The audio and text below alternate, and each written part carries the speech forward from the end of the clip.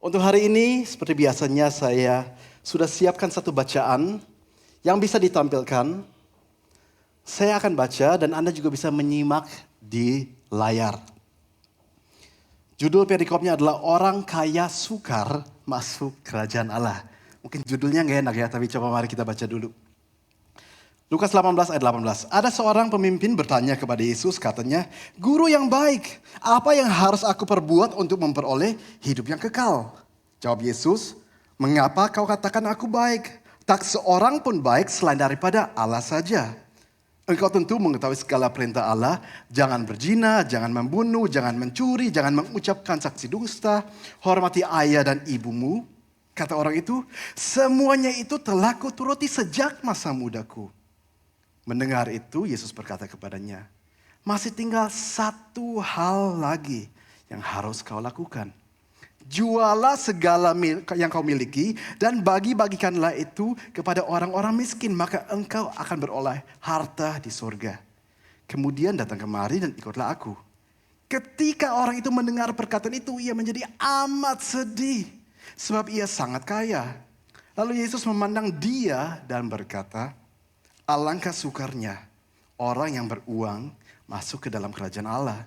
Sebab lebih mudah seekor unta masuk melalui lubang jarum daripada seorang kaya masuk ke dalam kerajaan Allah." Dan mereka yang mendengarnya itu berkata, "Jika demikian, siapakah yang dapat diselamatkan?" Kata Yesus, "Apa yang tidak mungkin bagi manusia, mungkin bagi Allah." Judul untuk hari ini, kita boleh lihat bersama. The topic for today, I have decided. Aku telah memutuskan. Dan boleh ya supaya kita nggak lupa, kita baca bersama, kita pura-pura kita semua bisa bahasa Inggris, kita baca yang bahasa Inggris saja ya. 1, 2, 3, I have decided. Aku telah memutuskan. Mari sekali lagi kita berdoa. Tuhan, kita bersyukur untuk firman yang sudah kita dengar. Dan kerinduan kami adalah menjadi pengikut Tuhan yang sungguh-sungguh. Bukan seperti banyak orang lain yang cuma sekedar kelihatan ikut Engkau. Tapi yang menyenangkan Engkau. Yang hidup memuliakan Engkau. Sehingga akhirnya Engkau yang memuji kami. Kami tahu kami gak akan bisa dengan kekuatan sendiri. We need you, kami butuh Engkau Tuhan. Ini doa kami. Di dalam nama Yesus mau katakan, amin. Anda tahu saya besarnya di Jerman dan saya mau kasih kesaksian dari hal yang saya sering lihat di sana. Mungkin Anda juga pernah mendengar hal yang sama di mana-mana. Di Jerman itu banyak sekali gereja Katolik dengan gedung yang megah dan besar. Banyak sekali juga gereja Protestan, evangelikal yang seperti itu. Besar sekali, tingginya itu bisa ratusan meter. Bisa muatnya ada yang 1.000 orang, 2.000 orang, ada yang juga lebih kecil ratusan orang. Tapi walaupun besar dan megah, setiap kali saya pulang Jerman saya pasti banyak kunjungi gedung-gedung seperti itu. Karena memang juga senang lihat. Kadang-kadang juga kalau saya nginap di sebuah kota, di mana nggak ada gereja lainnya, terpaksa saya beribadah di sana juga. Di salah satu mungkin gereja Protestan yang ada. Karena memang nggak ada gereja yang seperti ini di kota yang mungkin saya lagi pergi. Tapi yang saya perhatikan sangat sedih. Gereja yang mungkin muat 1.000 orang, kalau ibadah hari Minggu, yang hadir paling 200, kadang-kadang nggak sampai 100. 20 nggak sampai 10%. Gereja yang lain yang mungkin yang muatnya 2.000 orang, hanya diisi paling banyak mungkin 200-300 orang. 10-20%. Gereja mungkin lebih kecil di sana yang gedungnya mungkin muat 500 orang. Ya paling yang hadir juga cuma 50 orang. Jadi besar megah luar biasa tapi sepi. Padahal Jerman itu disebut negara Kristen. Ya memang Kristen tapi Kristennya itu KTP. Orang merasa Kristen tanpa punya hubungan dengan Kristus. Nah saya punya pertanyaan untuk Anda. Gereja yang sama yang tadi saya sebut sepi setiap hari Minggu. Tapi ada 2 kali setahun gerejanya ramai. Anda mau tebak hari apa? Setahun 2 kali. Setiap Paskah dan setiap bukan Natal, tapi malam sebelum Natal. Yang lebih dirayakan di Jerman itu adalah Christmas Eve, malam sebelum Natal ya. Rame, full, gereja manapun. Terus orang-orang datang ke sana dan merasa dengan mereka beribadah setahun 2 kali, mungkin mereka orang Kristen. Mungkin mereka adalah orang yang sungguh-sungguh ikut Tuhan. Saya mau tanya kepada Anda boleh jawab. Apakah itu Kristen yang sungguh-sungguh? Ya atau enggak? Gak pernah peduli Tuhan, bahkan sehari-hari gak pernah ada hubungan dengan Tuhan, setahun 2 kali gereja. Apakah aman sekarang? Oh iya, mereka Kristen? Iya atau tidak? Saya lihat mungkin banyak yang gak berani jawab. Jadi gak usah jawab dengan perkataan gini aja. Gini atau gini ya. Jadi saya hitung 3 ini kira-kira Kristen sungguh-sungguh gak ya? 1, 2, 3. Ya saya lihat kebanyakan gini. Ya kayaknya memang bukan. KTP-nya aja yang Kristen. Saya juga pernah waktu itu pemberkatan rumah. Pemberkatan rumah, dan ini banyak sekali tahun yang lalu. Dan pemberkatan rumah sebenarnya bukan saya yang layani, ada orang lain yang layani, tapi saya ikut. Ada pendeta lain yang layani, saya ikut, kita rame-rame. Selesai pemberkatan rumah, sudah didoakan rumahnya. Pemilik rumah yang mengatakan suatu hal yang membuat saya kaget. Dia katakan, oh iya, dan juga barusan beberapa hari lalu, kita undang tokoh, pemuka agama lain untuk juga mendoakan rumah ini. Supaya berkatnya semakin jos. Saya mau tanya, berkatnya apakah semakin jos? Jadi bukan tokoh dari gereja lain, tapi dari agama lain sama sekali. Nah saya mau tanya, orang yang punya kepercayaan seperti itu, kira-kira Kristen sungguh-sungguh atau enggak sih? Sekali lagi, gini atau gini ya. 1, 2, 3. Kayaknya bukan ya. Dan hari ini pun barusan kita baca tentang satu orang yang kelihatannya sungguh-sungguh banget. Alkitab menyebut dia sebagai pemimpin muda yang kaya. Dan walaupun kelihatannya luar biasa dan sungguh-sungguh, tapi ternyata tidak. Dan kok bisa? Nah itu yang kita mau selidiki hari ini. Dan mari sekarang kita mulai lihat ayat per ayat yang tadi kita sudah baca bersama. Lukas 18 ayat yang ke-18. Saya baca begini. Ada seorang pemimpin bertanya kepada Yesus, katanya, "Guru yang baik, apa yang harus aku perbuat untuk memperoleh hidup yang kekal?" Jadi pemimpin ini yang masih muda, yang kaya juga, datang kepada Yesus. Nah cerita yang ini yang sama kalau kita baca di Injil bagian lain. Misalnya di Matius dan di Markus. Di sana dijelaskan dia bukan cuma datang pada Yesus. Tapi dikatakan dia itu berlari kepada Yesus sampai berlutut. Lari sampai berlutut itu menunjukkan apa? Keseriusan. Mungkin ada suatu hal yang membuat dia gelisah dalam hati. Yang dia merasa masih kurang. Dia mungkin meragukan keselamatannya. Sampai dia datang dengan sungguh-sungguh. Dia merasa ini satu hal yang penting. Satu hal yang urgent. Jadi kelihatannya sungguh-sungguh. Dan kalau saya jujur ya, kalau saya misalkan lagi mau melakukan amanat agung. Anda tahu amanat agung? Pergilah, jadikan segala bangsa muridku. Nah saya mau tanya, ini sebenarnya amanat agung atau nasihat agung? Amanat agung atau nasihat agung? Amanat agung ya. Tapi kebanyakan orang menjalani ini seakan-akan, ini nasihat aja. Kalau mau dilakukan, kalau enggak apa-apa juga. Tapi sebenarnya Tuhan katakan, begitu besar kasih Dia akan dunia ini. Dia mau kita semua terlibat. Untuk membuat orang lain juga bisa mengenal Tuhan Yesus. Coba yang setuju dulu tepuk tangan paling meriah untuk Tuhan Yesus ya. Yang sudah tepuk tangan, Anda juga harus lakukan amanat agung. Nah, saya jujur, kalau saya lagi mau menginjil atau mau bersaksi, jujur aja walaupun sebagai seorang hamba Tuhan, nggak selalu gampang, seringkali juga susah. Saya lebih senang kalau orang mungkin yang saya ketemu, yang saya mau injili, atau yang saya mau ceritakan tentang Yesus, yang saya mau bersaksi, saya lebih senang kalau semua mereka sama seperti orang muda ini. Setuju nggak? Bahkan bukan saya yang cari mereka, dia yang datang pada saya, bukan cuma datang lari lagi, berlutut lagi. Jadi tinggal saya mungkin buka firman Tuhan sedikit, dia langsung sudah percaya, mungkin kayak gitu. Daripada saya yang susah payah, yang mungkin kadang-kadang khawatir, takut, malu, ditolak, dan seterusnya. Dia nanti terima nggak? Dia nanti marah nggak? Daripada gitu semua kan enak. Yang kita ketemu orangnya yang kayak gini. Setuju gak? Lebih enak ya kalau kita lagi menginjil, bersaksi, ketemu orang-orang yang seperti ini. Tapi lanjut baca dulu. Lukas 18 ayat 19. Jawab Yesus, "Mengapa kau katakan aku baik? Tak seorang pun baik selain daripada Allah saja." Standar baik menurut Yesus dan standar baik menurut orang ini sangat beda. Standar baik menurut Yesus itu sempurna. Dan bukan Yesus katakan jangan panggil saya baik karena saya bukan Allah. Bukan itu maksud Yesus. Maksud Yesus di balik itu Yesus mau menunjukkan kalau kamu menyebut saya baik. Seharusnya kamu sadar saya ini bukan cuma guru. Kamu tadi panggil saya guru. Saya ini adalah Sang Kristus, Sang Mesias yang sama setara dengan Allah itu. Harusnya ini menyadarkan orang muda tersebut. Standar baik Yesus untuk diselamatkan itu adalah sempurna. Dan Anda juga, Anda dan saya untuk diselamatkan, standar yang harus kita penuhi itu adalah standar sempurna. Ada ayat yang mengatakan dalam Matius 5, haruslah kamu sempurna sama seperti Bapamu yang di surga adalah sempurna. Namun, kesempurnaan tersebut kita gak bisa raih. Dan orang muda ini gak bisa raih dengan perbuatan sendiri.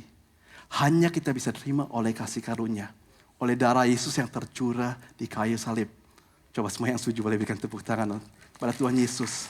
Yang begitu mengasihi kita. Kita harus sempurna, tapi Dia melihat kita sempurna bukan karena kita hebat.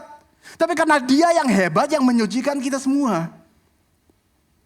Banyak teolog mengatakan, pemimpin muda yang kaya ini kemungkinan besar adalah seorang pemimpin sinagoga. Sinagoga itu 2000 tahun yang lalu, itu adalah tempat ibadahnya orang Yahudi. Jadi kemungkinan dia adalah seorang pemimpin sinagoga, muda lagi, kaya lagi. Jadi dipandang hebat, dipuji banyak sekali orang. Pencapaiannya mungkin luar biasa di usianya dia. Tapi ternyata usaha itu nggak pernah akan menyelamatkan dia. Dan dia pun merasakan sampai dia gelisah, sampai dia harus ketemu Yesus, harus lari dan berlutut. Dan apa tadi yang dia katakan, yang dia tanya kepada Yesus? Coba kita lihat kembali Lukas 18 ayat 18. Sekarang kita cuma lihat yang bagian yang di highlight aja, yang bagian kuning. Guru yang baik, apa yang harus aku perbuat untuk memperoleh hidup yang kekal? Seakan-akan sudah banyak hal yang dia buat, tinggal satu hal lagi yang dia mau tambahkan. Mungkin dengan tambah satu hal dia akan selamat. Menurut Anda bisa nggak? Sudah begitu banyak perbuatan baik dan pencapaian kita, tinggal tambah satu hal lagi. Dan perbuatan kita menyelamatkan. Gak mungkin bisa. Ayat 20. Engkau tentu mengetahui. Ini sekarang Yesus menjawab. Dia kan tanya, apa yang harus saya buat untuk diselamatkan? Engkau tentu mengetahui segala perintah Allah. Jangan berzina, jangan membunuh, jangan mencuri, jangan mengucapkan saksi dusta. Hormati ayah dan ibumu. Yesus cuma sebut 5. Dia bisa sebenarnya sebutkan jauh lebih. Sebenarnya ini cuma sebagai contoh aja.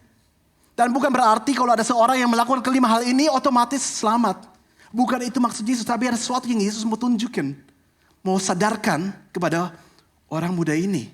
Ayat 21. Kata orang itu, semuanya itu tanpa kecuali. Semuanya telah kuturuti sejak masa mudaku. Wow, hebat. Tapi saya mau tanya, mungkin gak menurut Anda? Mungkin gak orang itu beneran dari masa mudanya sampai usia dia ketemu Yesus. Semuanya tanpa kecuali, tanpa satu kali pun melanggar. Dia lakukan itu semua? Mungkin. Atau apakah Anda dan saya mungkin menjalani hidup yang seperti ini? Gak ada satu orang pun yang bisa memenuhi seluruh hukum Taurat. Tapi mungkin ada orang katakan, tadi kan Yesus sebut adalah jangan bunuh. Kita katakan, oh iya saya juga belum pernah bunuh. Tapi ingat apa juga yang Yesus katakan. Pada saat kita benci orang, itu seperti kita sudah membunuh orang tersebut. Apakah pernah benci sama orang? Mungkin kita katakan, oh tadi Yesus katakan jangan berzina. Tapi saya seumur hidup belum pernah berzina. Yesus juga mengatakan, kita memandang orang dan kita mengingini dalam hati. Sebenarnya kita sudah berzina. Yesus tadi katakan jangan mencuri. Tapi bagian lain Alkitab juga menjelaskan yang dimaksudkan di sini adalah bukan cuma soal mencurinya. Tapi jangan mengingini milik orang lain. Pernah gak kita ingini apa yang orang lain miliki? Apalagi zaman sekarang. Zaman sosial media. Kita bisa buka Instagram, buka apapun. Kita lihat kehidupan orang lain. Dan kita iri, kita pengen seperti itu. Dan kita ingin nih apa yang mereka miliki. Bukan soal curinya. Bagi Yesus bukan soal tindakannya saja. Tapi sikap hatimu di balik itu seperti apa? Jadi saya mau tanya sekali lagi, ada gak satu orang di seluruh dunia selain Yesus yang bisa menuruti seluruh hukum Taurat tanpa melanggar satupun? Gak ada. Saya pun tidak mungkin bisa. Ayat 22. Mendengar itu, Yesus berkata kepadanya, kan orang itu bilang, sudah semua dilakukan kan. Mendengar itu Yesus berkata kepadanya, masih tinggal satu hal lagi yang harus kau lakukan. Jualah segala yang kau miliki dan bagi-bagikanlah itu kepada orang-orang miskin. Dan engkau akan beroleh harta di surga. Kemudian datanglah kemari dan ikutlah aku. Ini luar biasa. Orang ini dapat kesempatan yang banyak orang lain gak dapat. Untuk boleh menjadi salah satu murid yang boleh ikut. Begitu banyak orang, kita tahu waktu itu ada seorang kerasukan di Gerasa. Waktu dia dilepaskan, dia katakan, Yesus saya mau ikut engkau. Yesus bilang, jangan, pulang ke kotamu. Saksikan apa yang kamu alami. Tapi orang ini dapat penawaran luar biasa, bisa jadi murid. Tapi yang saya juga mau tanya di balik ayat ini, Yesus katakan, jual semua hartamu. Habis itu, bagikan orang lain, dan ikutlah saya. Saya mau tanya, bisa nggak? Betul, kita ini selamat karena memberi. Harta yang kita miliki, dijual, dibagi-bagikan. Dan dengan itu membeli keselamatan. Seandainya bisa enak ya.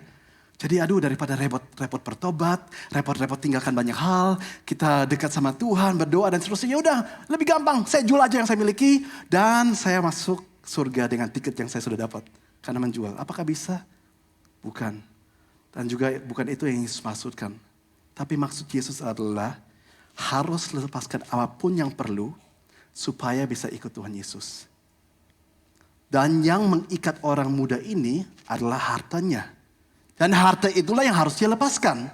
Yang mungkin mengikat orang lain itu adalah kedudukannya, tahtanya. Mau dipuji-puji, mau selalu sombong. Selalu harus menunjukkan kepada semua orang pencapaiannya. Tahta. Mungkin itu yang orang lain harus lepaskan.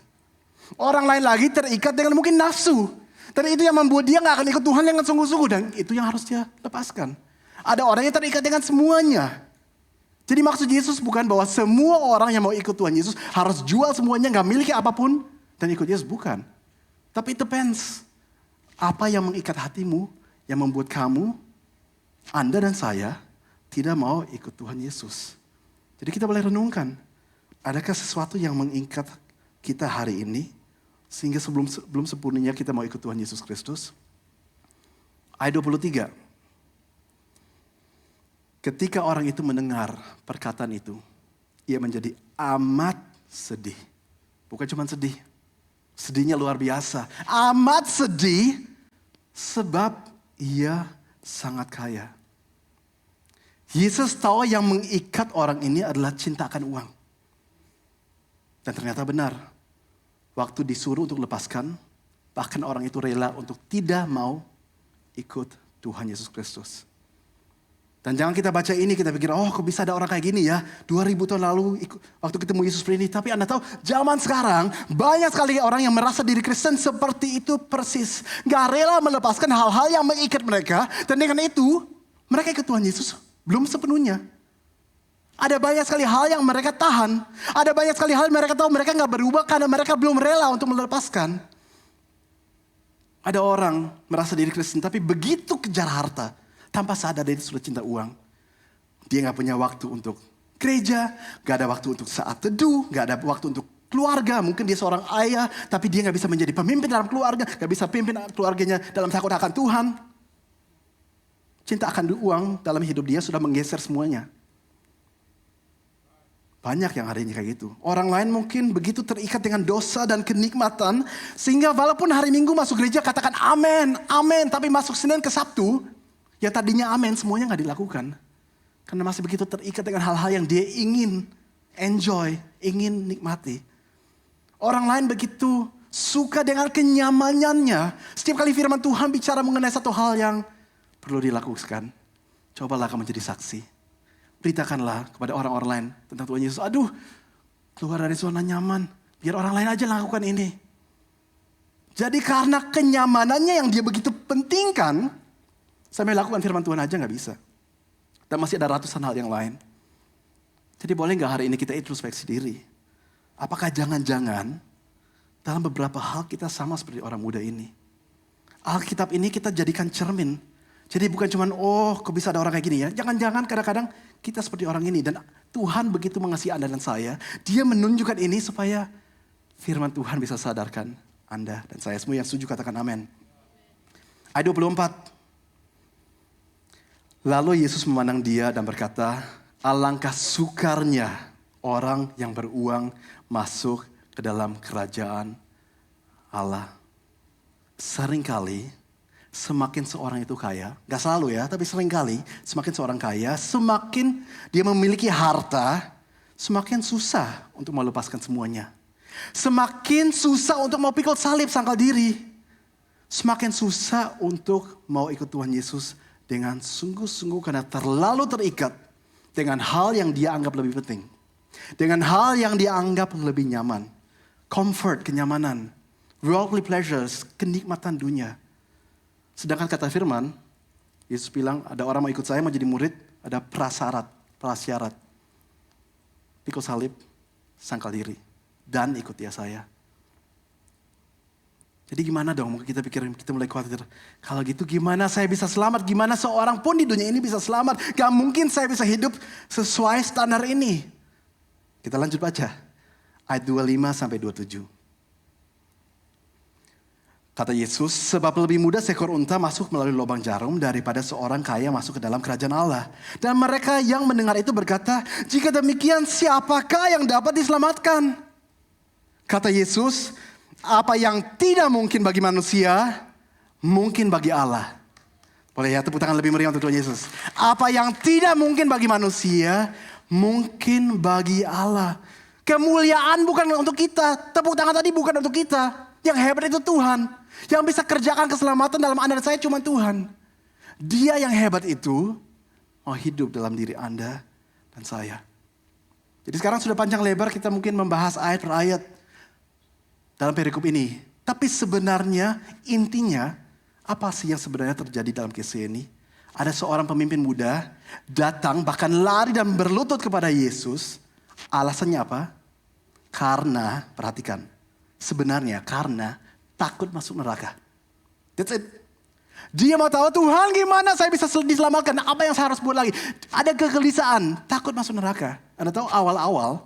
Misalkan ada awal-awal orang mau ikut Tuhan karena itu ya udahlah nggak apa-apa juga. Kalau itu awal-awal. Karena mungkin dia mulai tahu tentang Tuhan. Dia sekarang tahu ada surga, ada neraka. Awal-awal nggak apa-apa lah. Tapi kalau orang sudah ikut Tuhan 1 bulan, 2 bulan, 1 tahun. Dan setelah 1 tahun pun dia masih ikut Tuhan. Cuma karena takut neraka. Berarti ada sesuatu yang salah dalam kehidupan dia. Tapi Anda tahu banyak sekali orang yang seperti itu.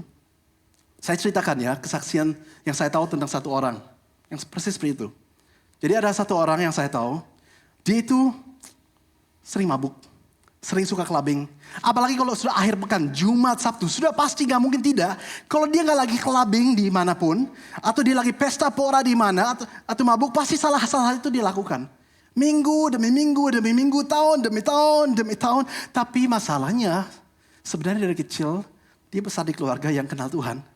Jadi dari kecil orang tua sudah kasih tahu tentang Tuhan. Dari kecil sudah dibawa ke gereja juga. Jadi dia sebenarnya tahu tentang Tuhan. Jadi setiap kali kalau dia lagi mau mabuk, mau pesta pora, mau clubbing, dia tetap berdoa. Tapi doanya begini, Tuhan saya tahu saya akan berdosa hari ini. Jadi saya minta tolong, bantu saya, jagai saya supaya hari ini saya nggak mati. Bantu saya nanti pas di clubbing, ya saya lagi di dunia gemerlap, dugem, saya pesta pora mabuk, jangan ada yang tusuk saya. Kalau saya mabuk nyebrang jalan, jangan ada truk yang melindas saya. Karena saya sudah tahu kalau saya mati, saya masuk neraka. Tuhan jagai saya. Satu saat nanti saya mau bertobat. Jadi minggu demi minggu, doa dia adalah seperti itu. Dan Anda tahu kenapa saya tahu cerita ini? Karena cerita ini adalah hidup saya sendiri. Sebelum saya dulu bertobat, waktu saya masih tinggal di Jerman. Sebelum Tuhan panggil saya untuk ikut dia dengan sungguh-sungguh bertobat dan akhirnya bahkan menjadi seorang hamba Tuhan. Itu hidup saya. Dari kecil sudah sekolah minggu, tapi sehari-hari gak peduli. Dan saya cuma berdoa sebatas, yang penting saya pikir memenuhi syarat. Kalau ada apa-apa, siapa tahu Tuhan masih mau selamatkan saya. Tapi Anda tahu hidup seperti itu tahun demi tahun. Kegelisahan yang orang muda ini rasakan saya bisa mengerti. Karena saya tahu ada sesuatu yang kurang. Tapi begitu beda. Waktu mulai tahun 2009. Tuhan menjamah saya. Tuhan menarik saya dekat. Saya mulai bangun hubungan dengan Tuhan. Saya ikut Tuhan lagi bukan lagi karena takut. Tapi saya lihat betapa indahnya bersekutu dengan Tuhan. Semua yang tadi saya alami gak bisa dibandingkan dengan apa yang saya alami sekarang. Sukacitanya, damai sejahteranya, kepenuhannya, dan seterusnya. Jadi ada orang, seperti orang muda ini, ikut Tuhan cuma karena takut neraka. Ada. Banyak yang seperti itu. Ada orang ikut Tuhan cuma karena pernah dengar ada seorang nabi palsu, pendeta palsu di mana yang mengatakan, oh ikut Tuhan kamu akan menjadi kaya. Apalagi zaman dulu Anda tahu ya, yang puluhan tahun lalu pernah ada yang namanya prosperity gospel. Injil kemakmuran, ikut Tuhan pasti kaya, ikut Tuhan pasti sembuh, ikut Tuhan pasti A, B, C, D, E. Terus akhirnya ikut Tuhan, bukan karena Tuhannya, tapi karena apa yang Tuhan bisa berikan. Karena kesembuhan dan seterusnya. Jadi kalau kita jujur hari ini, kalau kita ini bagaimana? Kenapa kita ikut Tuhan? Ask yourself, why do you follow Christ? Bahkan boleh ditampilkan. Ask yourself, why do you follow Christ? Coba direnungkan. Cobalah bertanya kepada diri Anda sendiri, mengapa Anda mengikut Kristus? Dan gak ada orang lain yang tahu kiri, kanan, depan, belakang Anda, orang tua Anda, anak Anda. Gak ada yang tahu kedalaman hati selain Anda sendiri dan Tuhan. Seharusnya kita ikut Tuhan karena yang kita inginkan adalah Dianya. Kekayaan sesungguhnya bukan harta. Kekayaan sesungguhnya adalah hubungan yang hidup dengan Tuhan, mengenal Dia. Sukacita sejati, damai sejahtera sejati, kepuasan, kepenuhan sejati. hanya ada dalam Kristus. Dan saya tahu dari pengalaman sendiri, karena pernah saya menjalani lama hidup yang pesta pora. Tapi Anda tahu semua masa lalu gak ada satupun yang bisa dibandingkan dengan keindahan di dalam Tuhan. Semua yang setuju berikan tepuk tangan paling meriah untuk Tuhan Yesus. 2 hari lalu, hari Jumat, saya lagi menyembah dalam persiapan untuk bikin khotbah ini. Memang biasanya kalau saya bikin khotbah itu, kadang-kadang saya duduk di meja, saya catat, saya tulis apa yang saya lagi renungkan, saya pelajari ayatnya sambil buka buku-buku. Tapi saya juga sering berdiri dan saya menyembah, saya berdoa untuk dituntun apa sih yang saya harus sampaikan yang lain, apa sih yang harus saya tambahkan. Seringkali kalau saya susun khotbah, jam saya duduk untuk tulis dan jam saya berdiri untuk jalan sambil menyembah atau doa itu sama. Bahkan waktu saya susun khotbah yang ini, mungkin 2 kali lipatnya yang saya doanya, yang saya jalan-jalan menyembah, dibanding saya cuma duduk dan tulis. Dan ada satu lagu, kebanyakan memang saya suka gak pakai YouTube, saya lebih senang akapela aja, nyanyi sendiri. Kalau di rumah puji Tuhan gak ada yang dengar, ya. Jadi gak ada yang sakit telinganya, cuma saya aja yang dengar. Kalau enggak saya duduk di piano dan saya menyembah, tapi waktu itu saya memilih untuk, saya cari lagu di YouTube, lagu-lagu penyembahan. Dan waktu saya nyalakan ada satu lagu yang benar-benar berbicara kepada saya sesuai dengan ayat ini. Dan saya dengar lagunya, ada satu kalimat yang saya tuliskan. Anda boleh lihat, yang saya tuliskan itu keluar. Jadi, dan saya nggak katakan ini suara Tuhan kepada saya. Tapi saya benar-benar merasakan, kok ini ada impresi yang kuat yang Tuhan taruh dalam hati saya lewat lagu ini. Dan quote-nya adalah, "There is no greater joy than to serve the Lord for the rest of your life." Tidak ada sukacita yang lebih besar daripada melayani Tuhan seumur hidup kita. Karena itu inti yang saya dapat waktu itu dari lagunya. Dan saya merasa gak ada yang kebetulan. Pas banget dengan apa yang saya lagi pelajari di sini lewat ayat-ayat ini. Tapi mungkin orang lain baca ini, merasakan, masa sih? Masa gak ada sukacita yang lebih besar daripada melayani Tuhan? Sebenarnya itu bahkan banyak orang katakan, saya belum pernah melayani Tuhan. Masa itu yang paling indah? Yang lebih indah adalah kenikmatan dunia. Yang lebih indah banyak hal. Masa seumur hidup melayani Tuhan? Tapi Anda mau tahu kenapa saya merasa bahwa gak ada yang lebih indah daripada melayani Tuhan seumur hidup? For I have experienced Him. Karena saya telah mengalami Dia. Dan bukankah itu inti dari Mazmur 63, di mana Daud mengatakan, kalau saya memandang kepada Engkau, saya melihat semua kemuliaan, kebesaran-Mu, semua hal yang Engkau sudah buat. Kalau saya mau tidur dan saya renungkan, oh betapa baiknya Tuhan. Dan saya dikuatkan oleh tangan Engkau yang hebat. Kok bisa Daud ngomong gitu? Karena dia alami Tuhan. Kalau sungguh kita alami Tuhan, hati kita diubahkan dan kita rindu untuk ikuti Tuhan sepenuhnya. Waktu saya pulang terakhir ke Jerman, tahun lalu saya gak pulang. Tahun sebelumnya, tahun 2024. Jadi mungkin waktu saya baru pulang waktu itu, mungkin saya sudah saksikan sedikit, tapi ada sebagian yang saya ingin ulangi karena penting. Setiap kali saya pulang, setiap hari Minggu pasti saya ke gereja-gereja lain, karena saya ingin beribadah juga di sana. Saya ingin melihat keadaan Jerman seperti apa. Bahkan seminggu pasti saya beribadah lebih dari sekali, bisa 2-3 kali. Waktu itu saya ikuti satu konferensi penyembahan di Jerman Selatan. Tadi saya katakan kebanyakan gereja di Jerman sepi. Betul, itu gereja Katolik dan Protestan.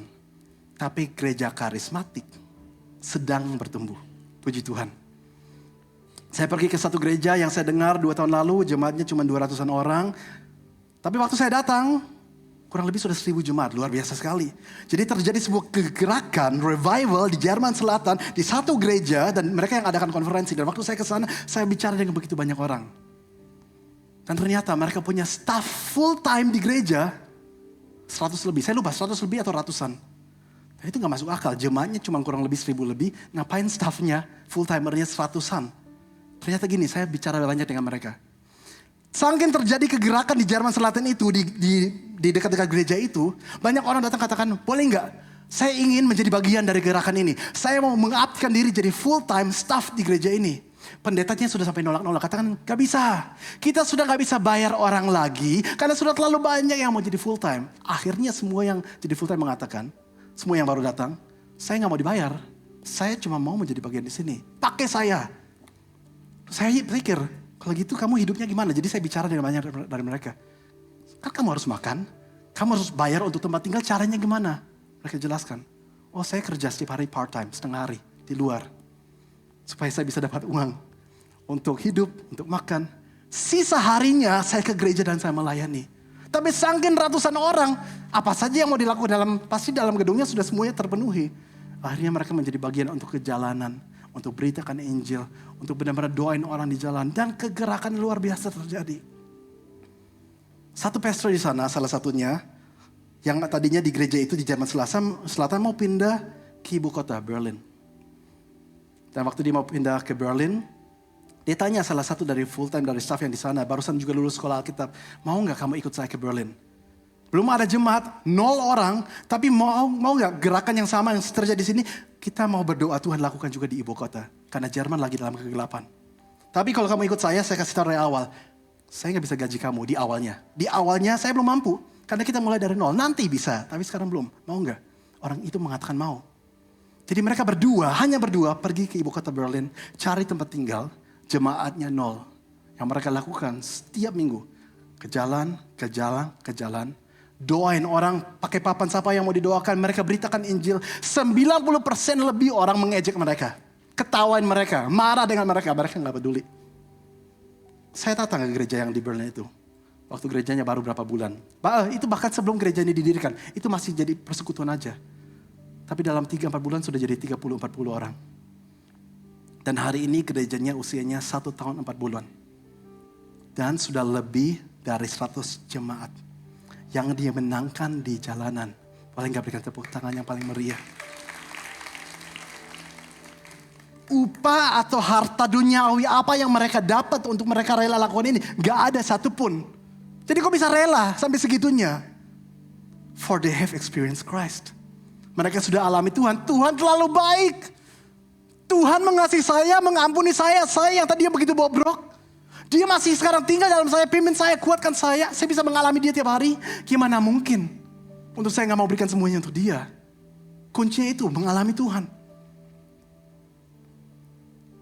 Ada satu lagu lama, mungkin Anda pernah tahu. Judul lagunya adalah I Have Decided to Follow Jesus. Coba saya mau tanya, yang pernah tahu boleh angkat tangan tinggi-tinggi. I have decided to follow Jesus. Ya, sambil juga Angel mainkan melodinya di piano. Saya ingin bacakan, kan di balik ini sebenarnya ada sebuah cerita kenapa lagu ini bisa ditulis. Lagunya begini, I have decided to follow Jesus, judulnya. I have decided to follow Jesus. Diulangi 3 kali dan Bapak Ibu Saudara, saya sudah lihat ada orang yang suruh saya nyanyi. Demi keselamatan telinga Anda, saya bacakan saja ya. I have decided to follow Jesus. No turning back, no turning back. Nanti saya terjemahkan. Though none go with me, still I will follow. No turning back, no turning back. The world behind me, the cross before me. No turning back, no turning back. Kalau bahasa Indonesianya begini. Kuputuskan mengikut Yesus.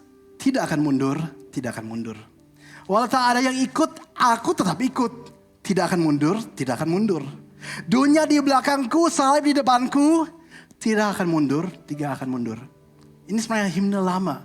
Kita pikir ini dari Inggris, ternyata bukan. Aslinya ini dari India. Diterjemahkan menjadi bahasa Inggris. Jadi waktu itu ada misionaris pergi ke India. Bagian utara timur. Dan mereka pergi ke satu desa yang begitu violent, yang penuh kekerasan dan mereka punya kepercayaan lain dan mereka berusaha untuk jangkau jiwa di sana sangat sulit tapi akhirnya berhasil. Di desa itu ada satu keluarga yang bertobat. Ayah, ibu, kedua anaknya, 4 orang. Misionarisnya tinggalkan teman itu. Nah, sekarang sekali lagi di desa di mana sebenarnya ada kepercayaan lain, 4 orang ini mau ikut Tuhan Yesus dengan sungguh-sungguh sampai ketahuan. Sampai satu desa, apalagi ketua desanya marah minta ampun. Marah luar biasa. Tinggalkan Yesus itu yang kamu sekarang mau percaya. Mereka diseret keluar dari desa itu dan di depan desa tersebut. Kepala desanya katakan, tinggalkan Tuhan yang barusan ini kamu percaya. Kalau tidak, kedua anakmu saya akan bunuh. Bapaknya mengatakan, kembali yang Inggris aja tadi. Slide yang tadi sebelumnya. I have decided to follow Jesus. No turning back. No turning back. Saya memilih ikut Yesus. Gak mungkin balik. Kedua anaknya ditembak dengan anak panah. Mati langsung. Ketua DWC-nya masih marah, lanjutkan. Saya kasih kesempatan lagi, tapi kalau kamu nggak lepaskan Yesus itu, saya akan bunuh istrimu. Dia katakan, though none go with me, still I will follow. No turning back. No turning back. Walaupun gak ada yang ikut bersama saya, tetap saya mau ikut Kristus. Gak mungkin balik. Gak mungkin balik. Istrinya ditembak dengan panah. Sekarang ketua desa katakan, last chance. Tapi ketua desa gak bisa ngerti. Kau bisa, kamu gak rela padahal dihadapkan dengan kematian. Selamatkan dirimu, tinggalkan Yesus itu. The world behind me. The cross before me. No turning back. No turning back. Dunia di belakang saya, salib itu yang saya pandang. Gak mungkin saya balik. Gak mungkin saya balik. Dan orang itu pun ditembak. Tapi waktu seluruh desa termasuk ketua, kepala desanya melihat iman mereka. Sampai mereka cari tahu kok bisa. Mereka cari tahu tentang Yesus itu. Dan Anda tahu kesaksian ini historis. Ini beneran terjadi. Karena iman keempat orang ini. Seluruh desanya, termasuk kepala desanya, bertobat mengikut Tuhan Yesus dengan sungguh-sungguh. Salah satu orang di desanya yang menyaksikan itu semua, dia ingat perkataan dari keluarga itu yang keluar. Dan itu yang dia tulis dalam bahasa Indinya, diterjemahkan ke dalam bahasa Inggris. Dan ini menjadi lagu yang barusan kita baca bersama. Mungkin kita pikir, kok bisa ya ada ikut Tuhan Yesus, yang ikut Tuhan Yesus sampai segitunya. Saya cuma harus meninggalkan berapa hal. Saya cuma soal kenyamanan. Saya nggak rela. Kok dia rela? Bedanya. Yang satu cuma mungkin tahu tentang Yesus. Tapi nggak pernah mengejar dan mengalami. Yang satunya sungguh-sungguh. Hidup bersekutu dan mengalami. Kalau Anda mengalami Tuhan Yesus. Percayalah hidup Anda akan diubahkan luar biasa. Mari kita tundukkan kepala, kita berdoa. Tuhan, kita bersyukur untuk apa yang boleh kita dengar hari ini. Dan mungkin kita merasa mustahil Tuhan, saya bisa ikut Engkau dengan sungguh-sungguh melepaskan banyak hal. Dan memang benar, sangat mustahil. Tuhan Yesus, kami butuh Engkau yang hidup dalam diri kita, yang memampukan kita. Berikan kami api yang selalu baru untuk mau mengalami Engkau. Engkau Tuhan yang sudah terlebih dahulu membuka jalan. Engkau yang sudah terlebih dahulu mengejar kita. Dan mampukan kami untuk sekarang mau meresponi dan mengalami Engkau. Supaya kami diubahkan dan dunia dapat melihat betapa indah mengikut Tuhan Yesus. Ini doa kami di dalam nama Yesus. Mau katakan amin. Tuhan Yesus memberkati.